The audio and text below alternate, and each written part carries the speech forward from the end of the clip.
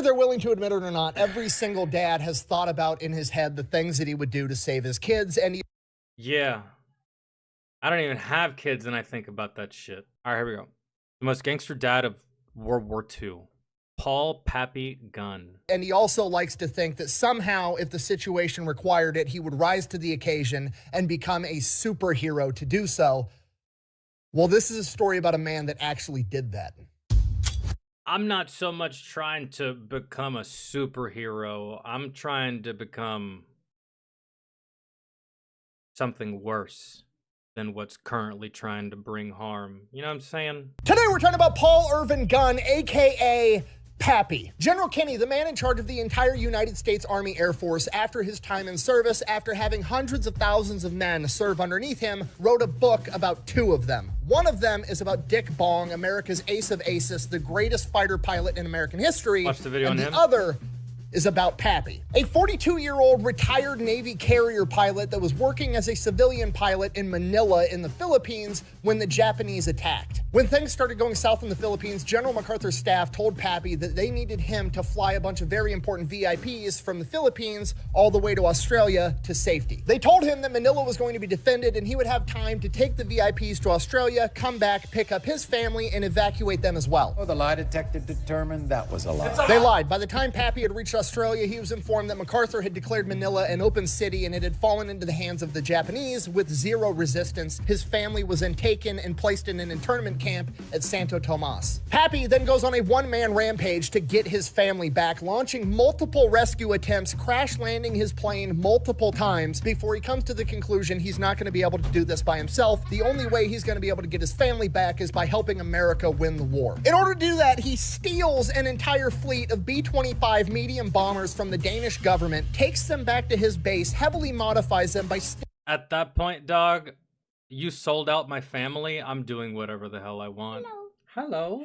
Hi. sticking 850 caliber machine guns in the nose, a feat that engineers said was impossible, creating the first predecessor for the A-10 Warthog. He then proceeds to I'm sorry. Did we just hear the origin story of one of the sexiest sounding aircrafts when it fires ever created? them by sticking 850 caliber machine guns in the nose, a feat that engineers said was impossible, creating the first predecessor for the A-10 Warthog. When it comes to 50 caliber machine guns, nothing is impossible. Matter of fact, I wanted to put 2 on my truck, and they said no. They didn't even give me a reason, but I was like, dog, just let me. Give me like a month. Give me a month and some dudes and maybe someone who knows welding. I can make it happen. They didn't like to entertain any of my ideas like that. He then proceeds to train a bunch of other pilots how to fly these things and takes them out on missions where they... And would 2 guns really have been feasible on a gun truck in the middle of Afghanistan? I don't know, man. Probably not. But, I mean, who's going to argue with more guns? wreak havoc on enemy ground troops in the Pacific. And after they've killed so many enemy soldiers that they need reinforcements, and they're sending in a massive reinforcement convoy with supplies and an entire infantry division, Pappy heavily modifies the B-25s again to perfect a tactic known as skip bombing and utilizes them to destroy the entire reinforcement convoy before it ever reaches the coast. Which So he's skipping bombs like you would skip a rock across water. I would have never come up with that on my own. Kind of like the pilot that instead of dive bombing, he up bombed, I guess. He started low and then strafed upwards instead of starting high and strafing downwards. Who thinks of shit like that? These guys?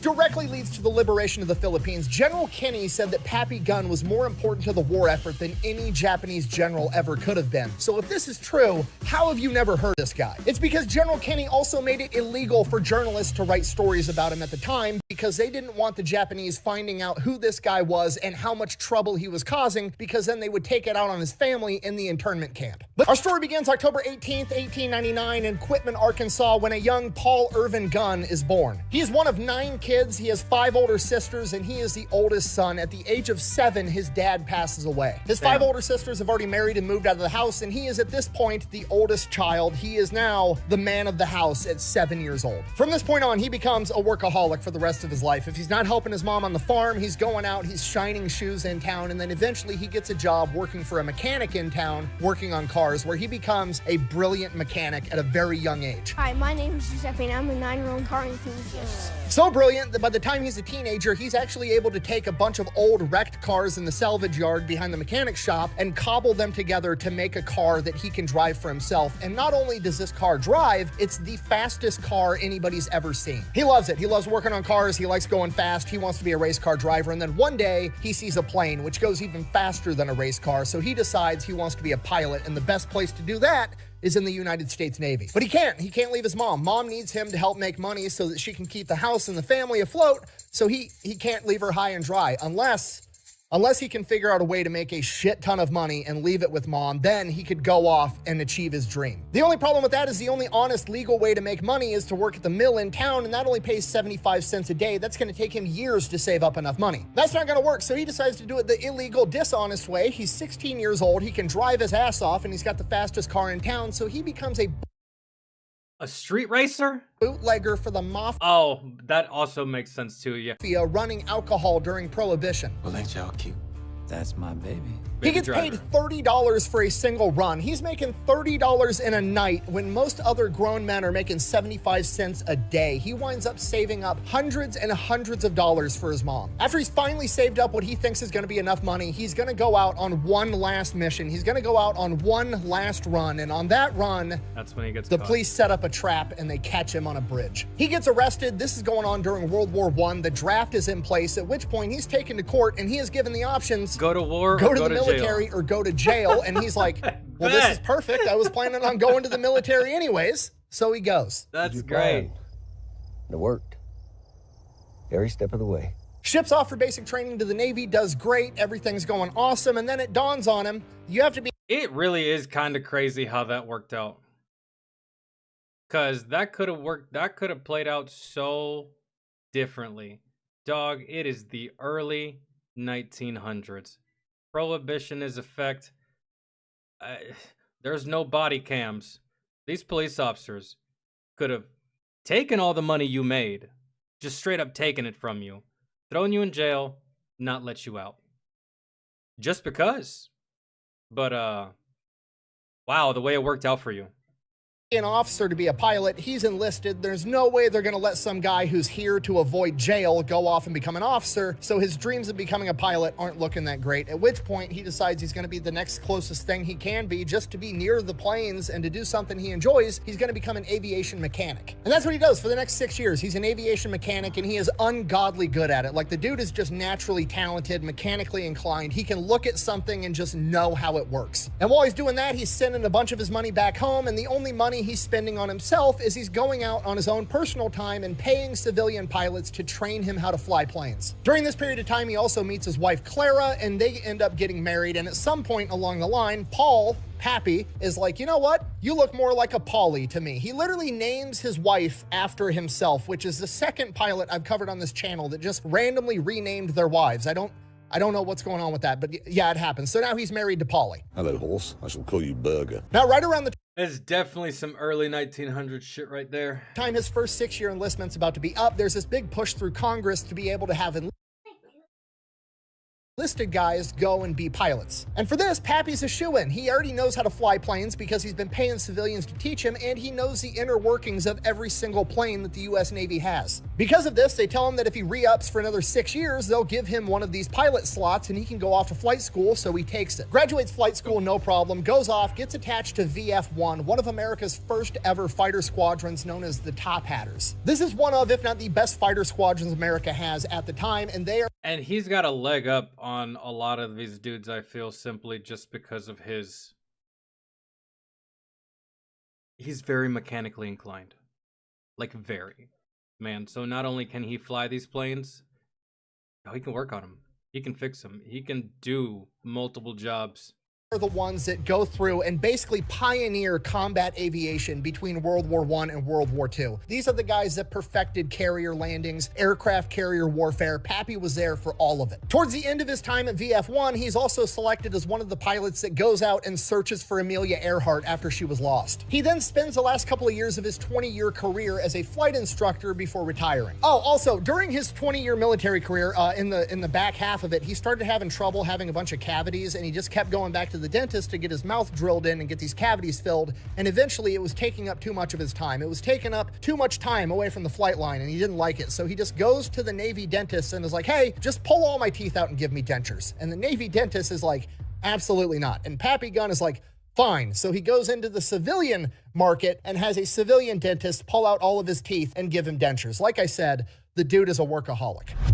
The Navy, Pappy and Polly moved the family out to the Philippines in Manila. They've got 2 sons and 2 daughters, and they're living out in the Philippines, and Pappy is a founding member of Philippine Airlines. They've got a couple of Beech 18 planes, and they're flying people all over the area. This goes on for a couple of years. Pappy's retired. He's still flying planes. He's got his dream job. He's got his wife. He's got his kids. Because of the exchange rate between American currency and Filipino currency, they're basically very wealthy. They have servants working in the house. Things are great. He's retired. He's done. He's achieved everything. He's successful. And then World War II starts. America's not involved yet, but Pappy can see the writing on the wall. There's only so many airstrips in the Philippines, and Pappy's airline, Philippine Airlines, shares the same airstrips as the United States Air Force, and he can see that the United States Air Force is building up more planes and more troops and bringing in more supplies. They're getting ready for something, and Pappy knows that because he spent 20 years in the Navy. So he goes to his wife, Polly, and is like, hey, you and the kids need to go back to America. You need to go to Florida. If something happens here, we're not going to be able to hold up. Like, yeah, they're building up troops, but it's not going to be enough if the Japanese decide to attack.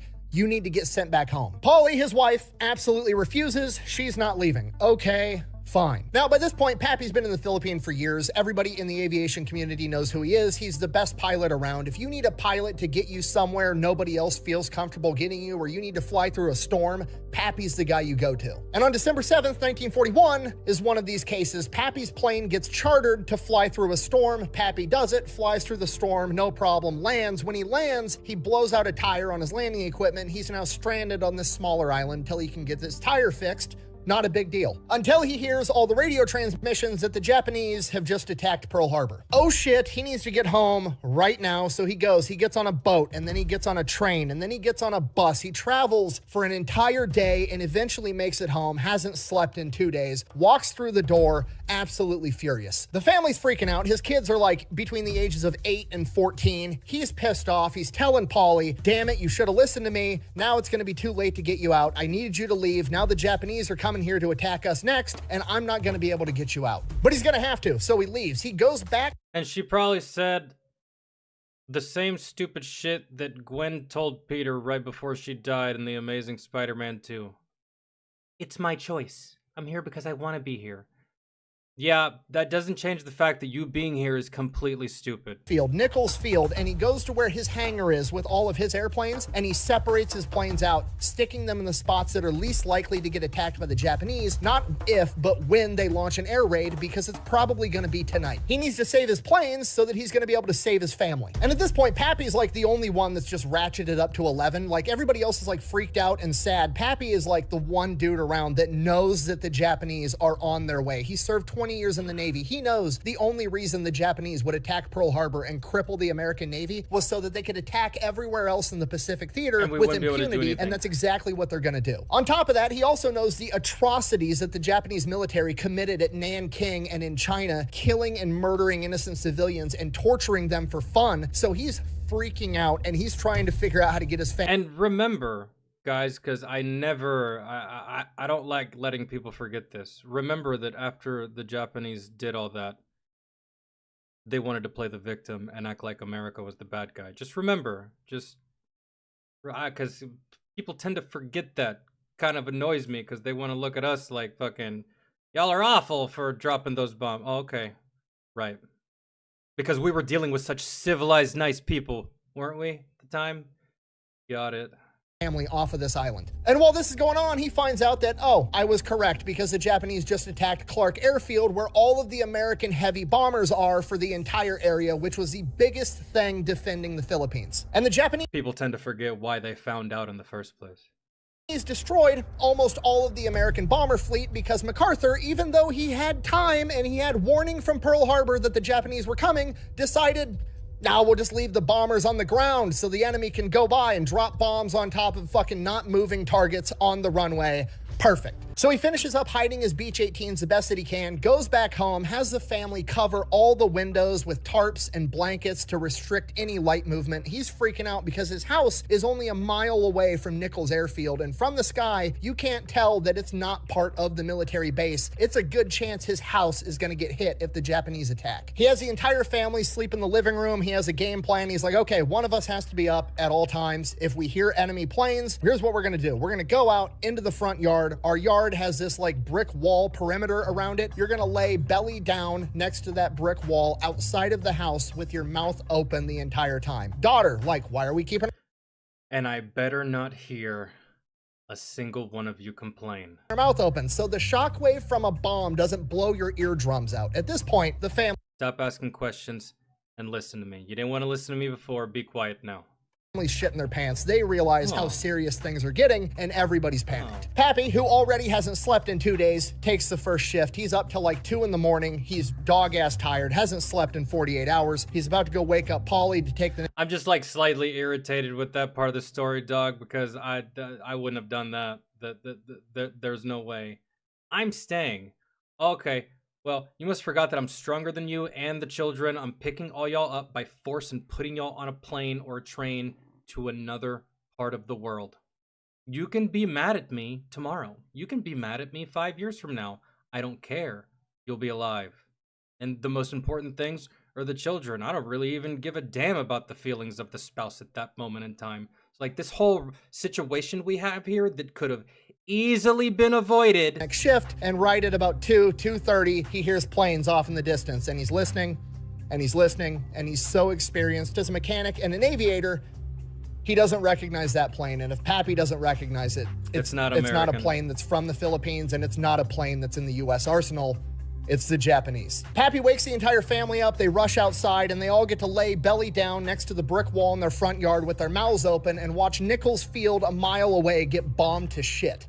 Next morning, Pappy goes and finds an apartment deep into a residential area on Manila, somewhere that's going to be far away from any military objectives, so hopefully they're not going to get hit there. Moves the family into this apartment, and then immediately goes to check and see if his planes survived. Luckily, 2 of his Beach 18s made it through the bombing. But they're going to come back tonight, and they're going to hit it again. He's got to move these planes. He's thinking about where the fuck do I hide these planes and still be able to use them to take off? Airstrip from years ago, right next to an old Chinese cemetery in Manila. He takes the planes, flies them to this abandoned cemetery, and then hides them in there. But now he's still got to be able to hide the airstrip because, yeah, the Japanese probably don't know about it right now just from looking at maps and stuff because They're it's gonna- so old and it's been abandoned. But if they're flying over doing reconnaissance, they're going to spot it eventually, and then they're going They're gonna realize they haven't hit it yet. to bomb the airstrip, and then he can't take off, and then he can't use his planes, so he has to hide an entire airstrip from aerial view. So he gets a bunch of his employees from Philippine Airlines, and they work all day constructing sheds and makeshift shacks and putting them on wheels so that they can wheel them onto the airstrip and make it look like a homeless encampment or a And then wheel them back off whenever they're ready to use it.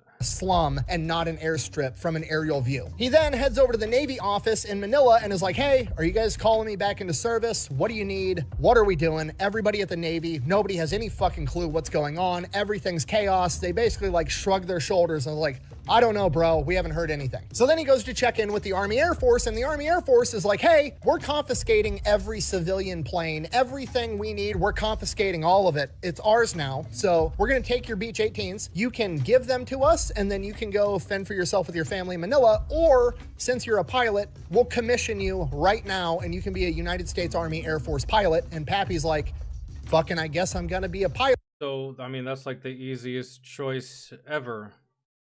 Either me and my family can pretty much say, we'll go fuck ourselves, or I can just fly planes. I should've just led with the first one. And he gets commissioned as a captain on the spot at the age of 42, just so we're all clear, which There is you go. ancient in military standards. It is. Things aren't so bad.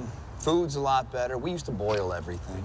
No polio's good. Internet, so helpful. From here, Pappy's working like 18 hours a day as a pilot, doing whatever they need him to do. He's flying VIPs from island to island. He's moving supplies around in his Beech 18, whatever they need. He's working like 16 hours a day. And then when he goes home, he's working trying to figure out how to get his family off this island and how to keep them safe. One of the things he needs is an air raid shelter for his family. He can't dig one because the water table in the Philippines is so high it'll just flood. So he steals this giant boiler, cuts it open, and then builds an air raid shelter inside of this massive boiler that'll be able to deflect shrapnel, ideally bullets and everything else, and has his army guys serving under him deliver it to the front yard of their apartment, and it's just sitting in front of their apartment. Then December 13th, 1941, Pappy's on a solo mission doing a supply run, and while he's out there, basically enemy airspace at this point, 2 Zeros get on his tail. It's a civilian aircraft with no armor, no guns, no defensive measures. He doesn't have a parachute, and to make things worse, he's got extra fuel tanks in the back. They're not self-sealing. He's basically flying on a giant incendiary bomb,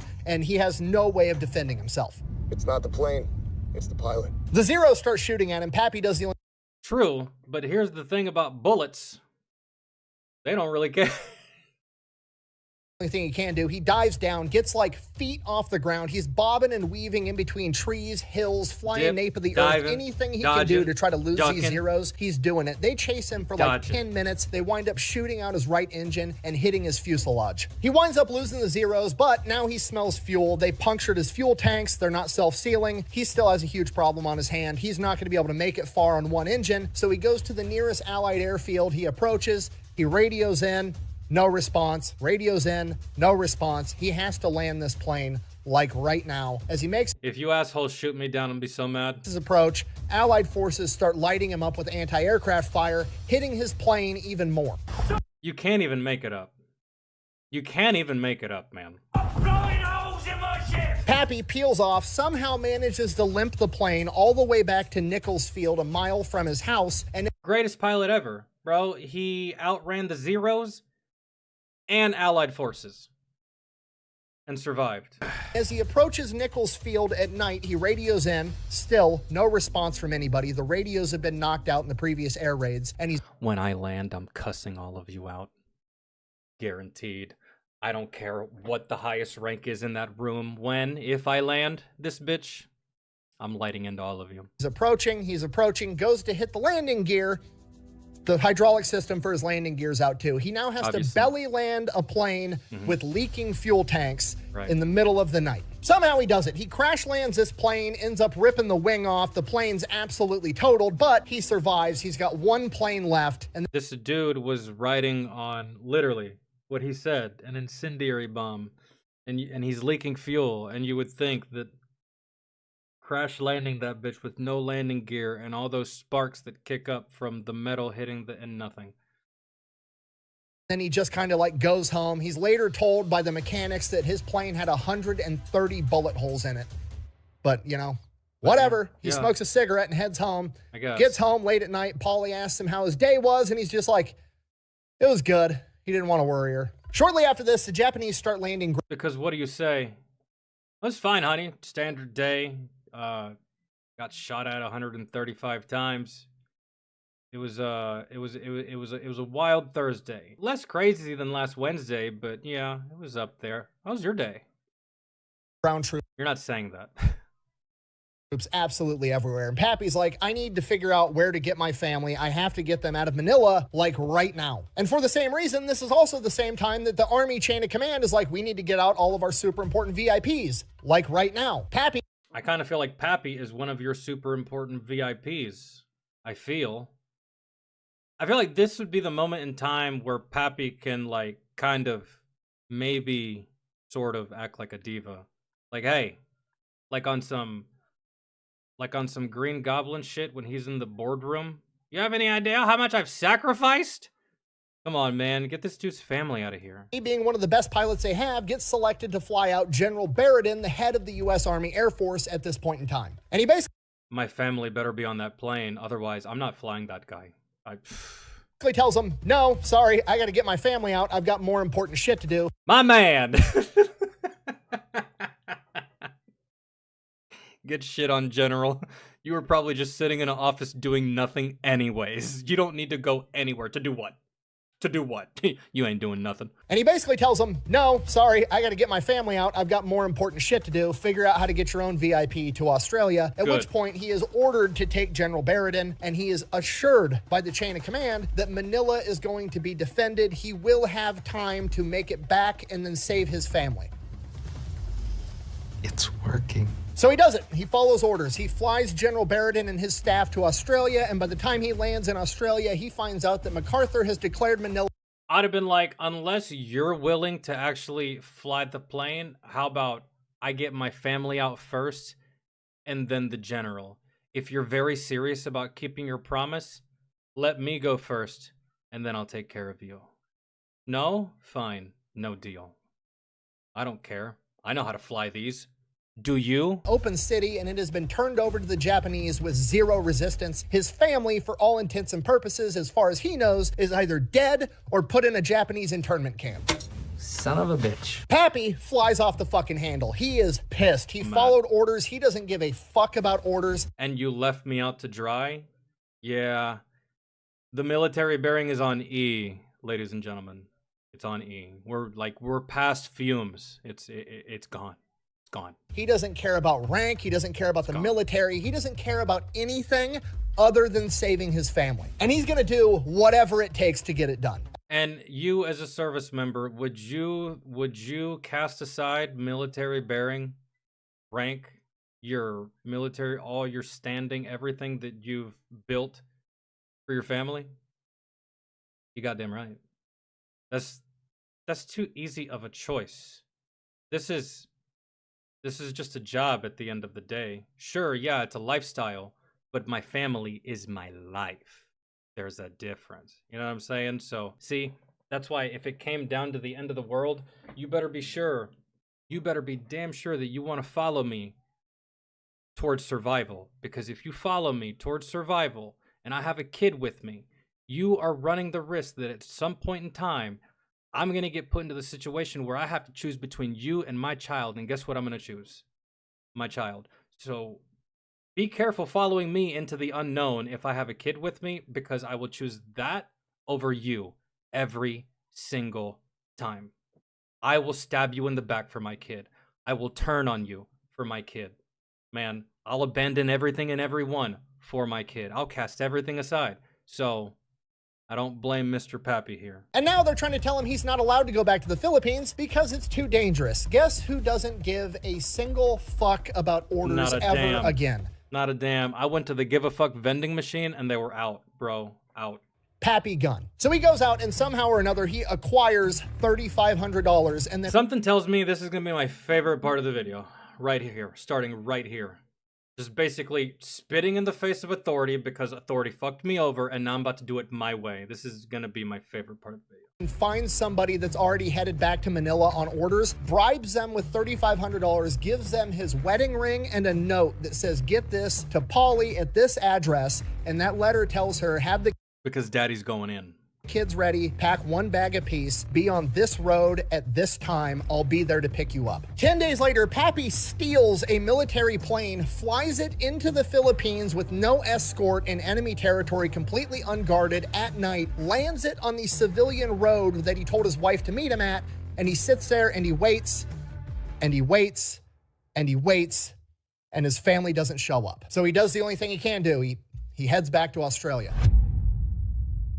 Escort in enemy territory, completely unguarded at night, lands it on the civilian road that he told his wife to meet him at, and he sits there and he waits, and he waits. Get past this. Australia starts trying to figure out what to do, starts going to different military units. Pappy, he just got commissioned as a captain. He wasn't attached to a unit formally. They were just like, here's your commission, go do whatever the fuck we tell you, and that's what was going on. He doesn't really know who his chain of command even is, so he just starts wandering around military bases from unit to unit, trying to figure out how he can help. He starts volunteering for any dangerous mission, recon, supply runs, anything that will get him back or close to Manila so he can ideally also rescue his family. During this time, he never gets the opportunity to rescue his family. Allegedly, according to legend, he crashes 3 to 5 planes, survives every single one of them, and just somehow keeps making his way back to Australia. And every time he makes it back to Australia, nothing's improving. Everybody is just kind of like scrambling around. Nobody knows what the fuck is going on. A lot of people just aren't doing anything because nobody knows what to do. And then Pappy eventually finds Colonel Davies of the 27th Bomb Group, who has the same attitude and demeanor as Pappy of, we need to get shit done. And the problem Colonel Davies is having is he can't get any supplies from the US government because the Quartermaster Corps isn't in warfighting mode. They're in like do everything by the book mode. So they're just hoarding all these supplies in warehouses and refusing to give them out to the combat units, so they can't get anything done because they can't get their planes up and running. As he's going to take matters into his own hands, he goes to Colonel Davies and is like, hey, give me a couple of mechanics that know everything you guys need to get these planes up and running, and we'll go get it. Colonel Davies gives him the 2 mechanics. They hop in 2 trucks. They drive out to a Quartermaster U.S. military warehouse with Tommy guns and rob the warehouse. A couple hours later, Pappy and the 2 mechanics come rolling back up to Colonel Davies. You don't want to give us the supplies? We'll take them. It's that easy. Base with all the shit they needed to get these planes up and running, and Colonel Davies is like, do I want to know how you got this? And No. Pappy's like, nope. No. To which Colonel Davies replies, good. Get more. Yes. And for a while, this becomes Pappy's new job, And don't get caught. strategically transferring equipment to an alternate location. If you do get caught, you don't know me. Those are literally verbatim words that I heard from my own NCO. Go get it. And if you do get it, don't tell me how you got it. And if you get caught, you don't know me. I'm not your NCO. You're not in this company. Fucking run. Got you, Sergeant. I'll be back. For Colonel Davies. Whatever he needs, he gets, and whatever he can't get, he figures out how to make. And if he can't make it on the spot, he goes out to machine shops in Australia and convinces them to make it for him. Nobody knows where he got the money to do it. He wasn't going to rob civilians. They're not the ones that... Well, you gotta think, he did make a slightly lucrative living running Moonshine when he was younger. Who knows? Maybe he still has some of that left over that he didn't give to his mother. You don't know. Lied to him and got his family put in an internment camp, so he doesn't want to screw them over. He somehow manages to pay the Australian manufacturing shops for all the aircraft parts they need. Nobody knows where he got the money, but he amassed $16,000 in receipts, which is approximately like $320,000 today. Was all this legal? Absolutely. Pappy is a man not. possessed. He's working 24/7 all the time. People are going... How do you think he got the money? I mean, he did throw military bearing to the wayside a little bit and was like, man, fuck it, y'all ain't gonna help me. I'm about to do my own damn thing. And technically, this guy didn't have a chain of command. Technically, he didn't have a unit. This was just a... Dude was like living the spy life, but without being a spy, really. And so,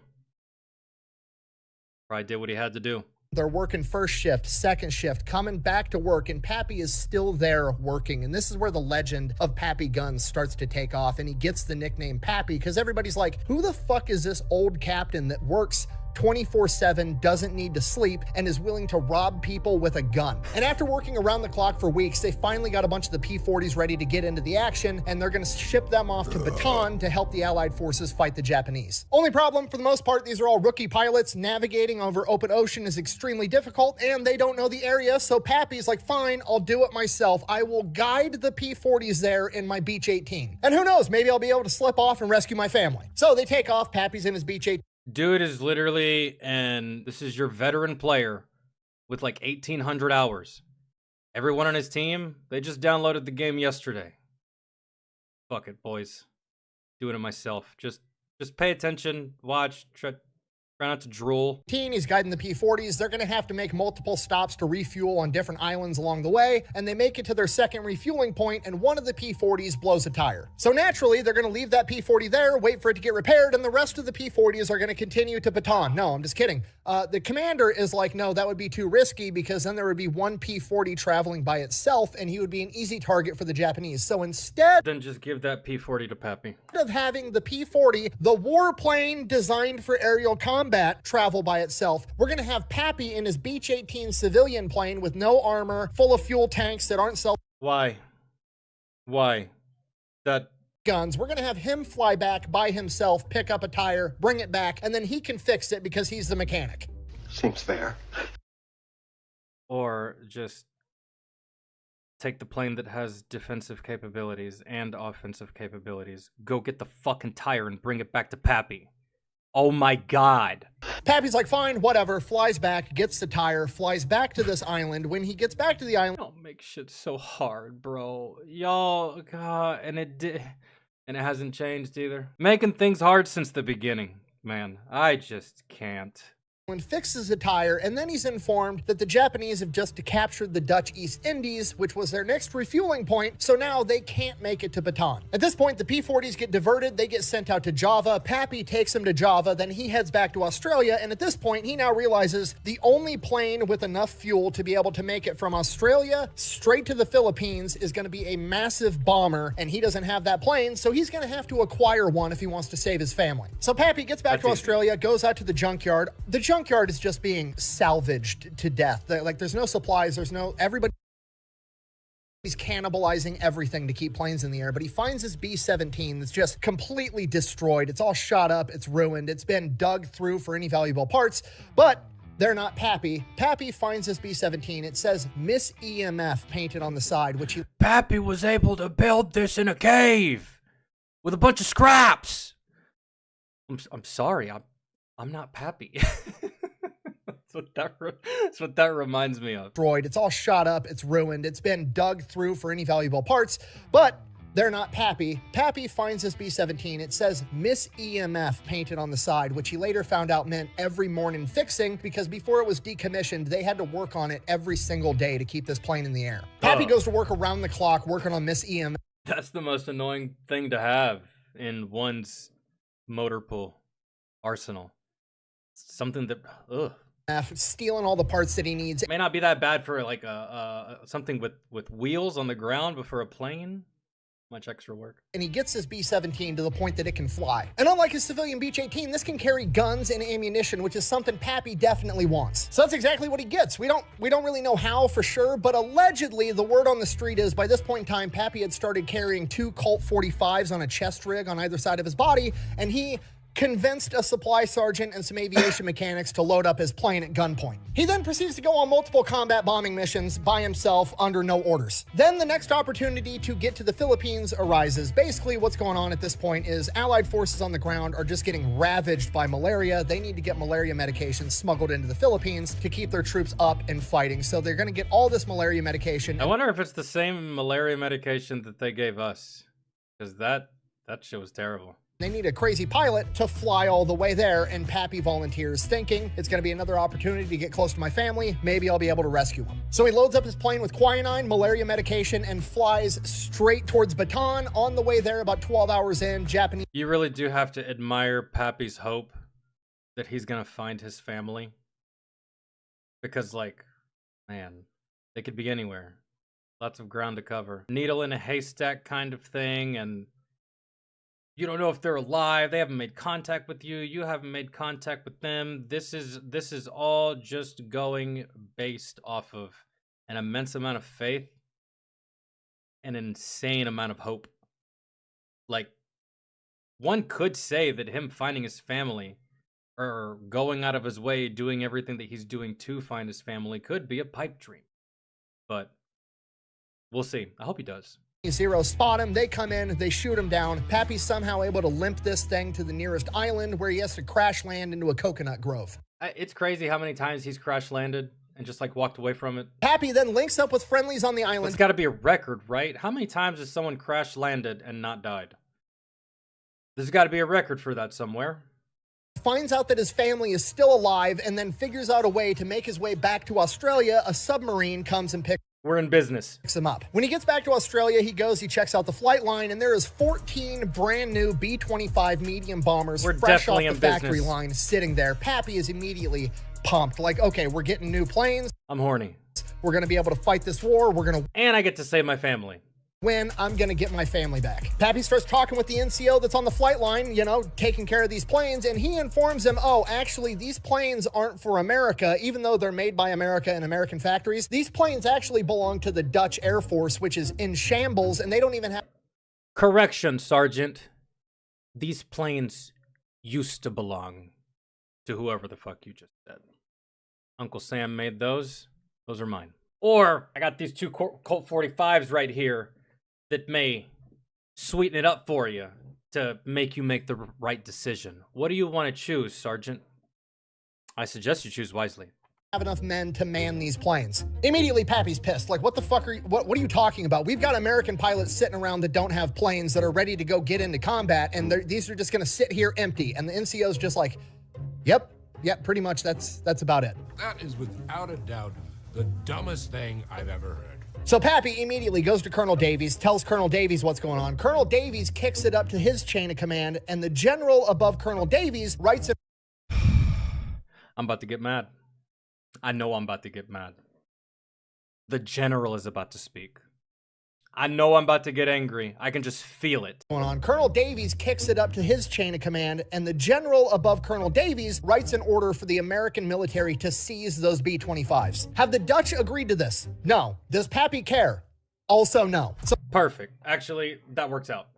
Pappy and a bunch of his boys roll up to this Dutch airfield, and they're like, Thank you, General. You're like the first one in this whole story that has actually used their brain or done anything of value or anything of use or anything that actually contributes to the battlefield.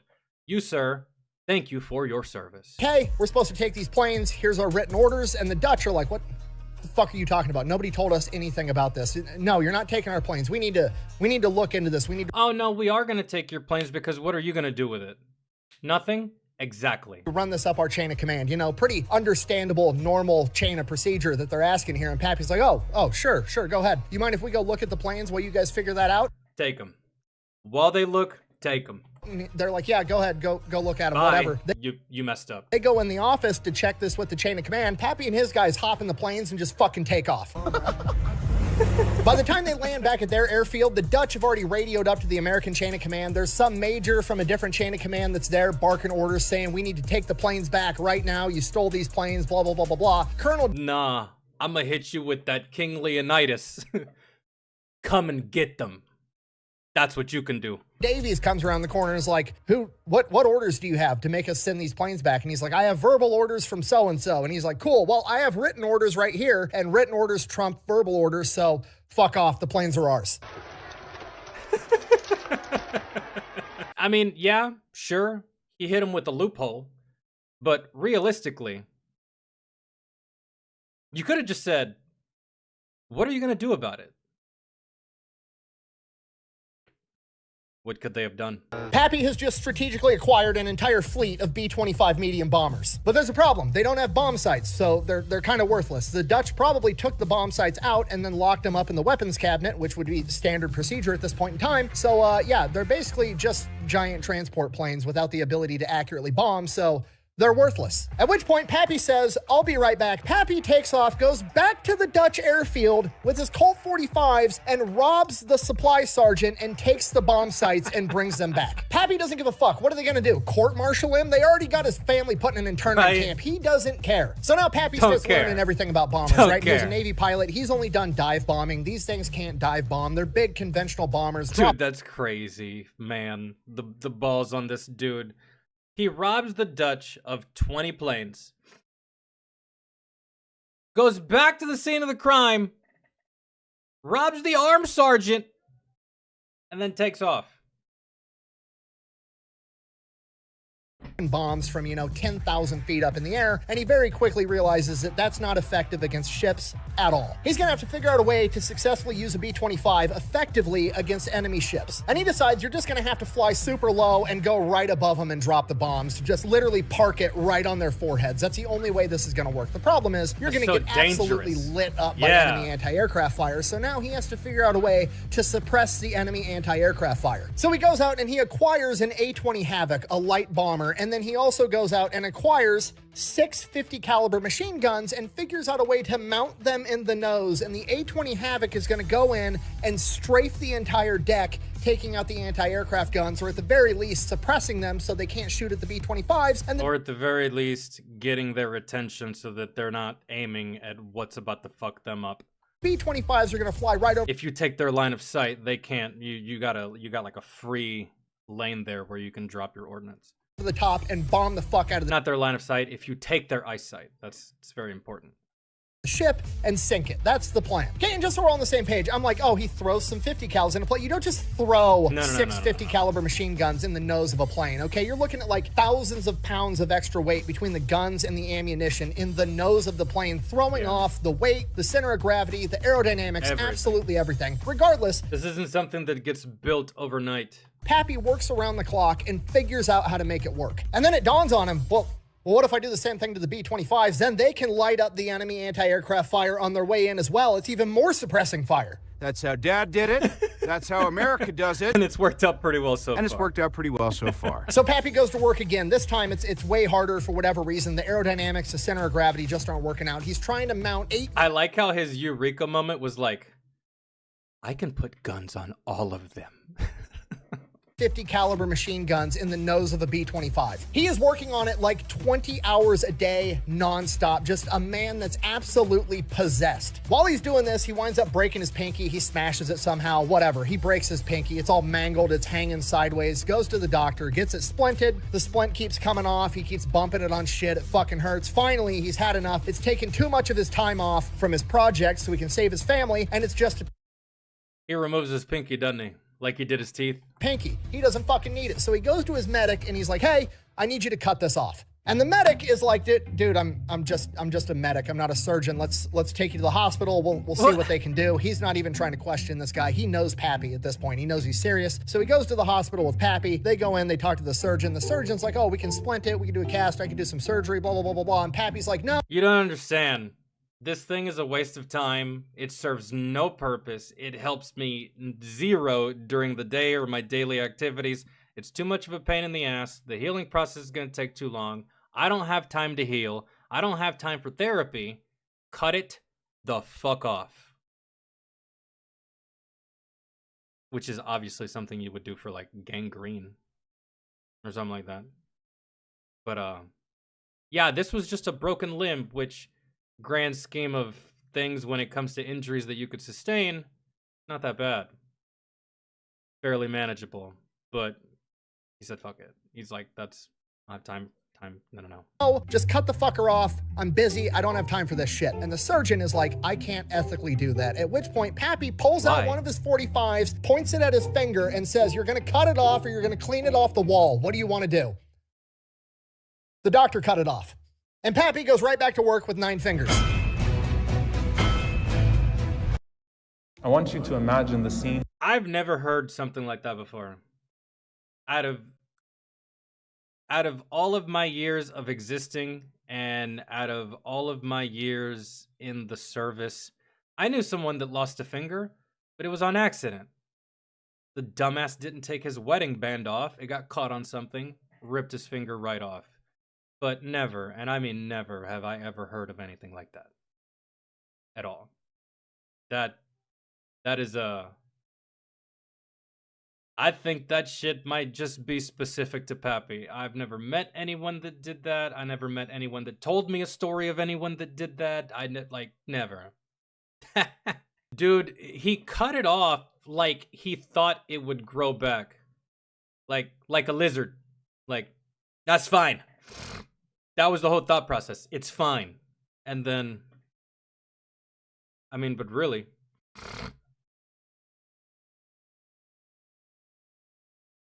that I'm looking at it.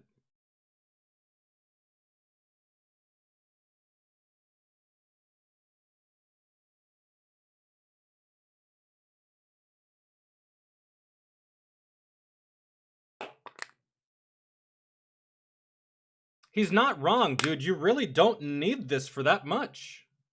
To be honest. Think about it. I just did a whole bunch of things that I normally usually do. Phone, dip, opening, hold on.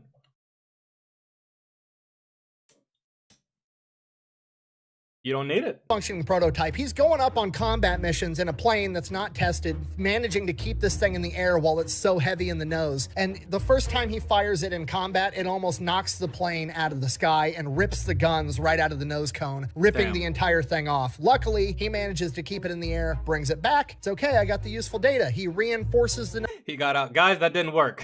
I almost died, but... nose cone. He figures out how to mount the 50 calibers directly to the airframe. He's making this work. Also around this time, he acquires a pet lizard that he names Sam. Apparently it's just some big ass lizard that sits on his shoulder all day and hisses at people when they walk by while he's working.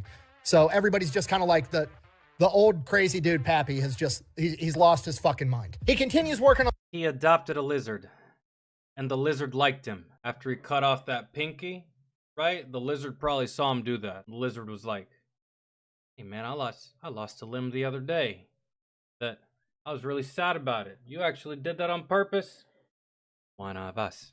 One of us. On the plane, he continues going up on these test runs. Sam the lizard is flying shotgun on his shoulder the entire time. Eventually, he thinks he's got it. He thinks he's perfected the design. He has made this plane work somehow, and he wants to go test it. The problem is, there's no combat missions for the day, so he takes off anyways, and he's just flying around looking for something to shoot. He flies over a farm, and he sees a cow. Pappy and Sam, it was probably Sam's idea, but Pappy ends up strafing this cow, and allegedly, the 50 caliber machine gun fire from 8 50 cals picked the cow so high up into the air that he actually flew underneath it. We even had a guy that picked up an oxen with his 50s coming off a target and flew under the oxen. He then lands his plane, goes, apologizes, pays the farmer $16, loads what's left of the cow into his plane, brings it back to the base, and that's what everybody had for dinner then. I was gonna say, that barbecue. Regardless, the plane is, it's almost done. It's almost there. He's just got a few more things to refine, and while he's working... God, dude. Only in the early 1900s would that fly. Dude strafed a cow with 8 50s. Got out, paid the owner for the trouble, and the cow. Man, do you have any idea the shit show that would ensue if a modern day jet strafed a cow just to see if his guns were working, landed the jet, and proceeded to pay off the farmer that he done pissed off? Worldwide fucking news right there, dude. Jesus. On that, he hears that the United States Army Air Force has this new general in charge of everybody, and he's like, I don't... Oh no, here we go. Hears that the United States Army Air Force has this new general in charge of everybody, and he's like, I don't care. It's one more bureaucrat to fucking annoy me that I'm not gonna listen to. Just keep him away from me. So General Kinney, you know, Dick Bong's boss, General Kinney, like...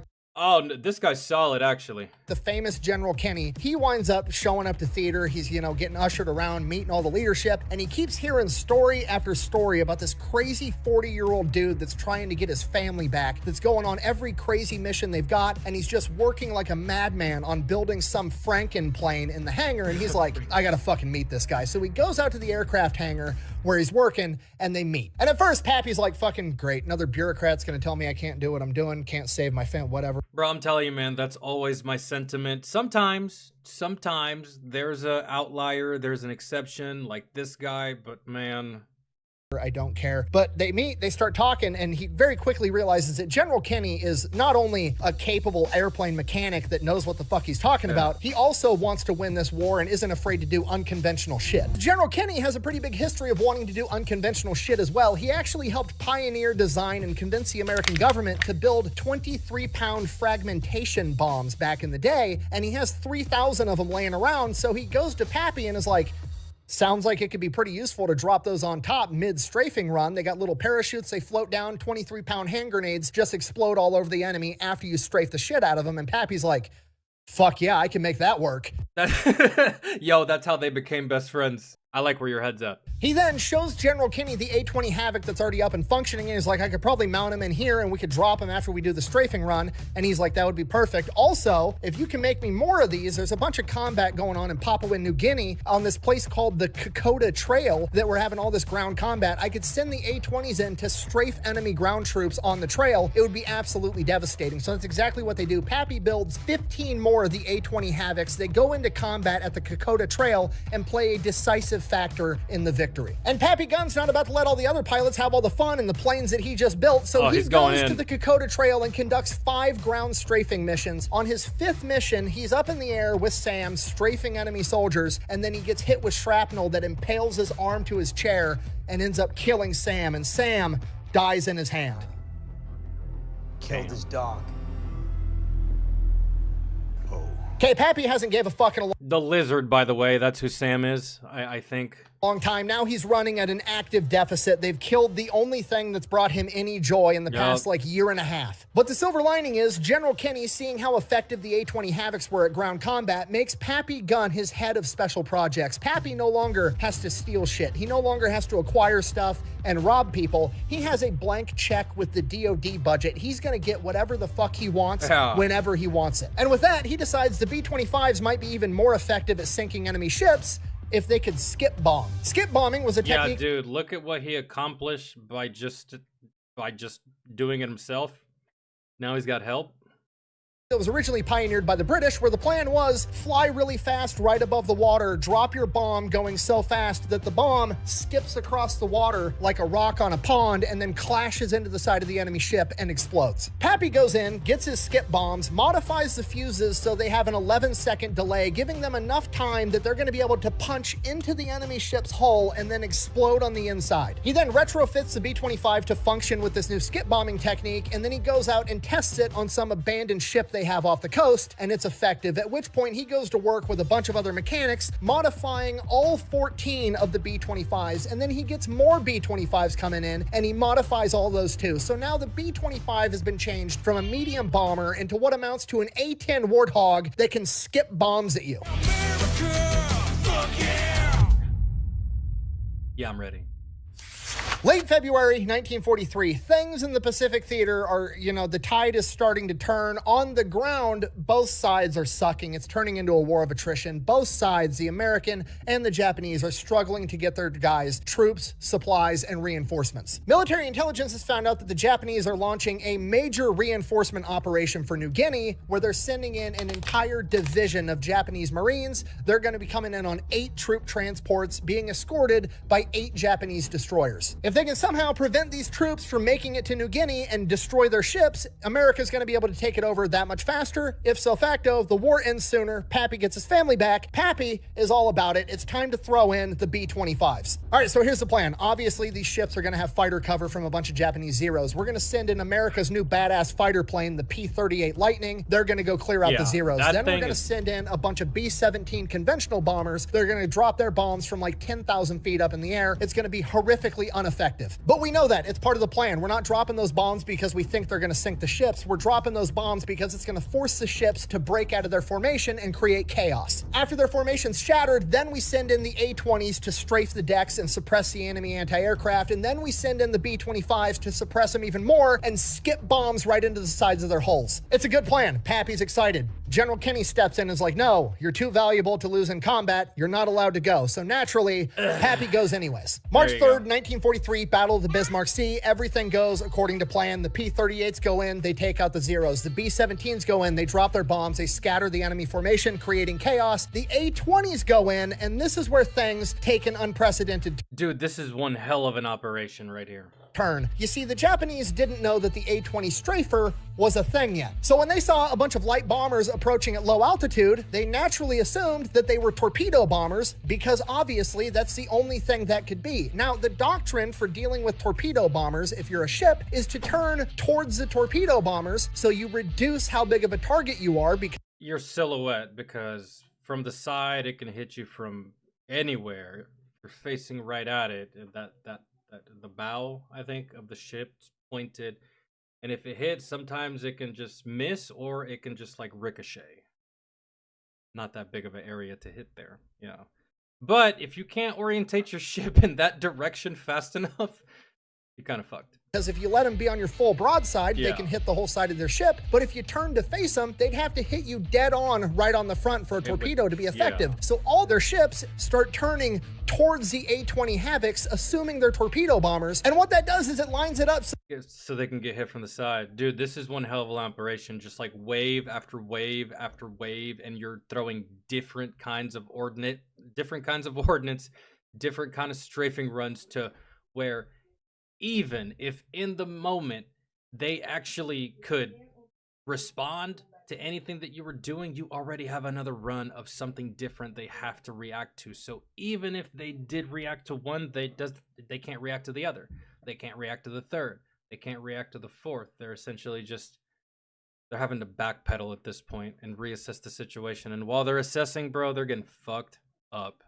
So that the A-20 Havocs, instead of strafing width-wise across the deck, are able to strafe the entire deck from bow to stern. Yeah. I love it when a plan comes together. And those decks are covered in enemy infantry soldiers, by the way, or at least they were. Hey, did you ever kill anybody? And he goes, I threw grenades into bunkers. I go, were there people in there? He goes, there were. Yeah.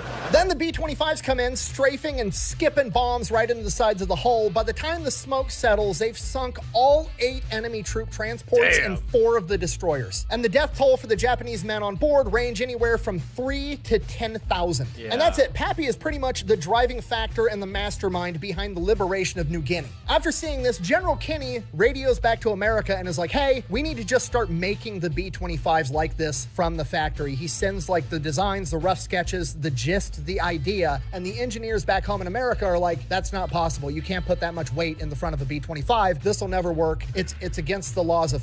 Says the motherfuckers that don't fly B-25s or have flown one recently or probably are not even pilots either. I just cannot. Physics. So Kenny is like, fuck this. Pappy, pack your shit up. You're going to America. You're going to show them how to build a fucking plane. I never understood. Like, hey, we need you to do this. No, it's impossible. I literally have a plane right fucking here that calls you wrong. I wouldn't be asking you to make it if I couldn't do it. I hate these fucking people, man. They put me in the worst fucking mood. And you can just tell they've never served before. And if they have, who fucking trained you? Don't understand. I don't think I'll ever get it. Always standing in the way of fucking progress. Always. For whatever dumbass reason or the other. Back to America, goes into this boardroom of all these engineers, all these, smart people that know what the fuck is going on, and they explain to him why this would never work, why it's physically impossible, blah, blah, blah. Well, I did it, so you can shut the fuck up and just listen. Sorry.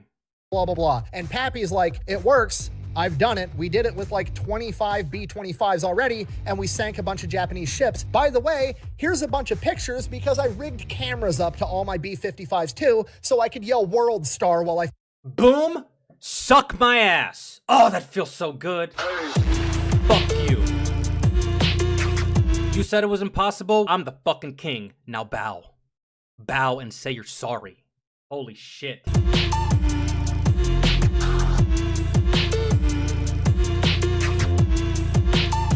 Still want to talk that hot shit? Still think it's impossible? Exactly. What you meant to say is that it's impossible for you. I'm Pappy, bitch. Fuck are we even talking about?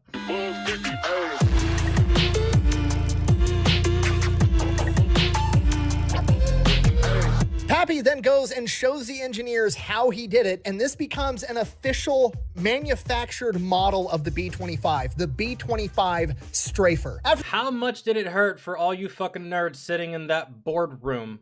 How much did it hurt to swallow your pride when he proved you wrong? Ooh, I wish I could have been a fly on that wall. Finds out that the engineers back in America one-upped him. They didn't figure out how to mount 8 50 calibers in the B-25. They figured out how to mount 12 50 calibers in the B-25, and that's going to be the new standard B-25 strafer. Okay, they've one-upped him. Sure. Is there multiple of them? Yes. Do they have engineering degrees? Yes. Do they have unlimited resources and didn't cobble it together in an aircraft hangar in the middle of a war zone? Yes. But also, Papy Gun's not going to let that shit stand. He's got to one-up him back. Pappy goes back to work in his lab. You know what's... You don't even have to one-up him, so you put 12 guns on it. Cool. It started with my idea. An idea, mind you, that I tested my damn self. Would any of you fucking nerds with your degrees, would any of you have gotten in that plane on your own? To test your own little experiments to see if this would work? Nope. Y'all just sat in y'all's fucking offices eating donuts talking about impossible. Nah. Ain't no way anybody could do that. I can't do it, so yeah. Nah, doesn't go. Cooler than a B-25 with 12 50 caliber machine guns. A B-25 with 4... At this point, the king has been established. It doesn't matter what y'all do after the fact. So you put 12.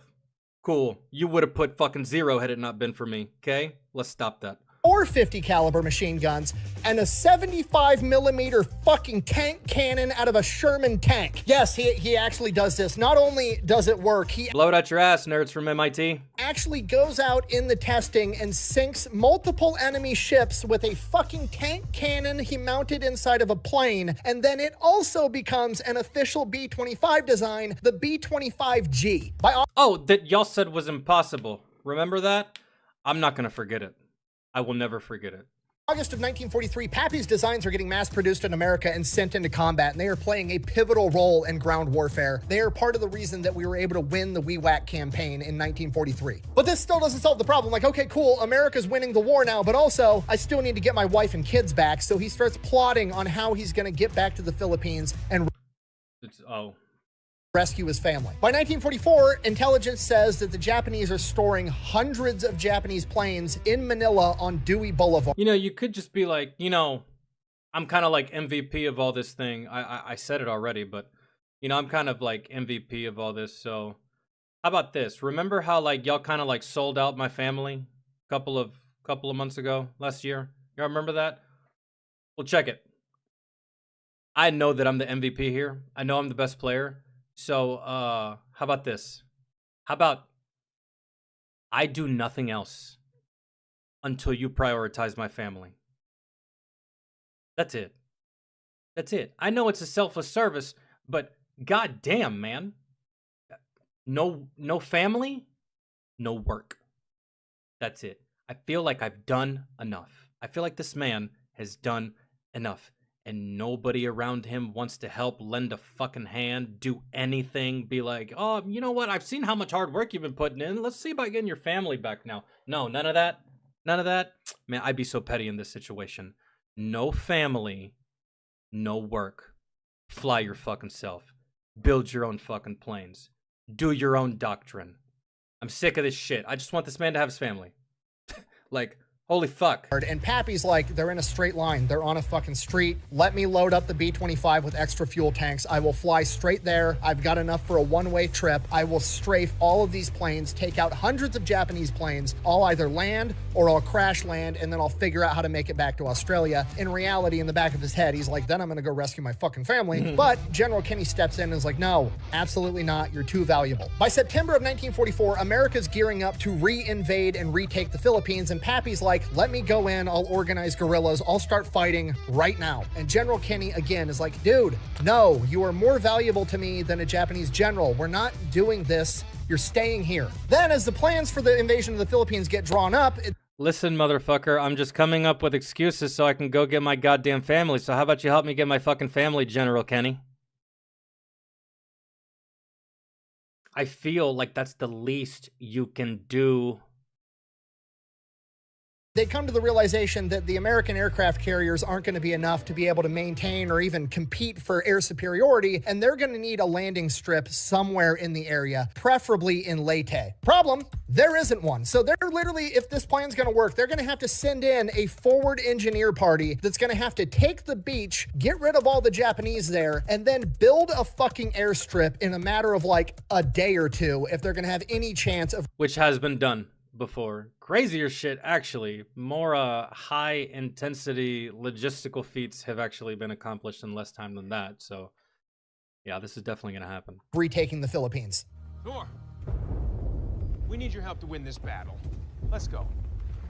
The battle you fucked up because you couldn't control your emotions when y'all were fighting Thanos? Shut up, Peter. It's something that's just, it's not possible. But luckily they have one guy that can do the impossible, Papy Gun. Pappy then hand selects his entire raiding and construction crew, makes an amphibious landing in Leyte, takes the beach, and builds a fucking airstrip big enough for every American heavy bomber to land on in the matter of 3 days. And on the very first of those 3 days, it becomes very apparent that some heavy equipment would be pretty fucking handy, like, I don't know, a bulldozer. So Pappy takes off on his own behind enemy lines and steals a Japanese bulldozer and then uses that to build the airstrip. After they get this airstrip up and running, the Pappy is literally a fucking kleptomaniac, dog. Japanese bomb the airstrip, and Pappy dives underneath a Jeep and he gets hit with a white fox. You know, at that point, he didn't really have to steal, but it's in his blood at this point. phosphorus bomb, and he wakes up in the hospital after being I'm sorry, I missed something. He got hit. build the airstrip. After they get this airstrip up and running, the Japanese bomb the airstrip, and Pappy dives underneath a Jeep and he gets hit with a white phosphorus bomb, and he wakes up in the hospital after being in a coma. Damn. When he finally wakes up out of his coma, he has excruciating pain that seems to be agitated by like noise. Any music, loudspeakers, anything just makes this searing pain in his arm where he was hit with this white phosphorus go crazy, so much so that it makes him pass out. The doctors evaluate him. They tell him it's all in his head. They tell him he's making it up. He's malingering. He's trying to get out of combat. They obviously don't know who the fuck. If I had the pain, if I had the energy to punch you in the face, doctor,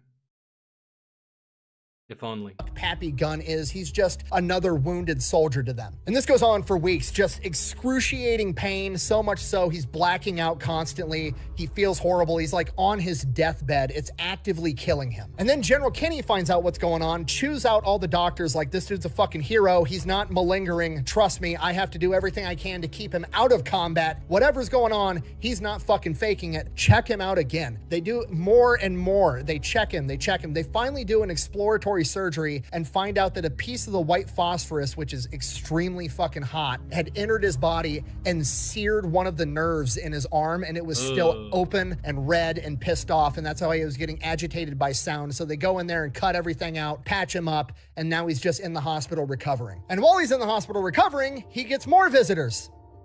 His wife and kids. While he was in the hospital, America had liberated the Philippines, including Santo Tomas internment camp, where his family was being held, and they managed to survive. After his family had been liberated, Fucking finally. It would have been dope to see him actually rescue his family, and it actually would have been even better is if someone would have been like, goddamn war hero. Suffering like this, least we can do is find his family. But no, there was never a moment. But again, dude, they just probably couldn't. They probably just, I don't know. It took them a couple of days to make their way to the hospital where Pappy was being held, and the entire time, every different person they got handed off to was like, holy shit, you're Papy Gun's wife and kids. All they could hear about was all the legendary exploits and what their dad did to save them, and how he's the reason that they're getting saved this early in the war. And then Papy Gun got to hear all the stories of what they had been up to for the past couple of years. And in this internment camp, they were starved, they were beaten, they were treated horribly. His wife came down with appendicitis, and they probably couldn't go and get him, but still, really. Probably hard to get into that territory. They're in internment camps. You don't want to risk going in, and then, yeah, you might be able to go in, kill a couple, but then it's an internment camp. Once they realize you're trying to liberate, maybe they just start shooting people and just scorch earth type shit, maybe. I don't know, but I was still irritated the entire time. I'm like, oh my god, dude. Can someone do this guy solid? Without him, does any of this shit even happen?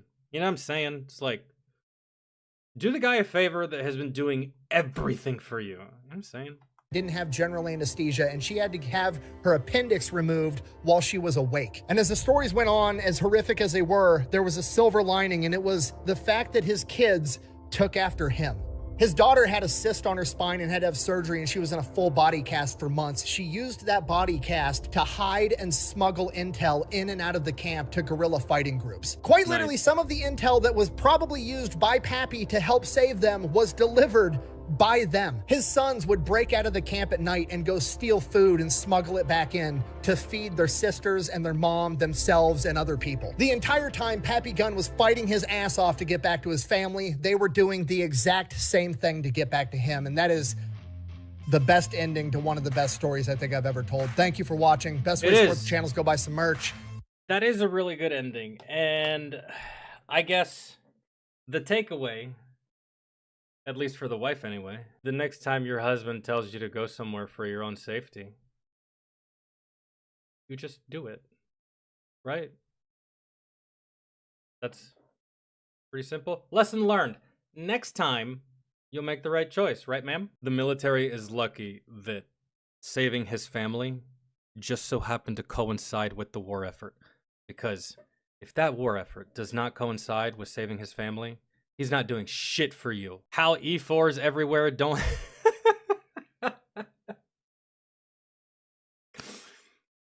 Captain Chewbacca knows me all too well. How E4s everywhere don't have a shrine dedicated to this guy is beyond me. The God of Steel. I'm telling you, dude, if you were ever an E4, especially in the Army or the Marines, you stole something. You did. You more than likely stole multiple things. You don't have to admit it to me. You don't have to admit it to anyone. I suggest you don't. But we all did. We stole something. From another platoon, from another company, from another battalion, from another brigade. That's why they tell you to watch your shit. Accountability for all your stuff, because you're going to have an E4 that's going to come in there and you're not going to be paying attention. He's going to snatch up that fire extinguisher. He's going to snatch up that chalk block, that drip pan, that BII, right? And the last thing you want is to be missing something, because then when it comes time for layouts, you're sitting there, you don't have it. You got fucking captain, first sergeant with a list of shit you're supposed to have, and you don't have it because you weren't watching it, and a motherfucker like me came and took it. That's on you. Watch your shit. So, yeah, that is the life of people at our rank. We steal for our NCOs. And our NCOs will disavow us if we get caught, because they're not going to run the risk. I get it. I understand it.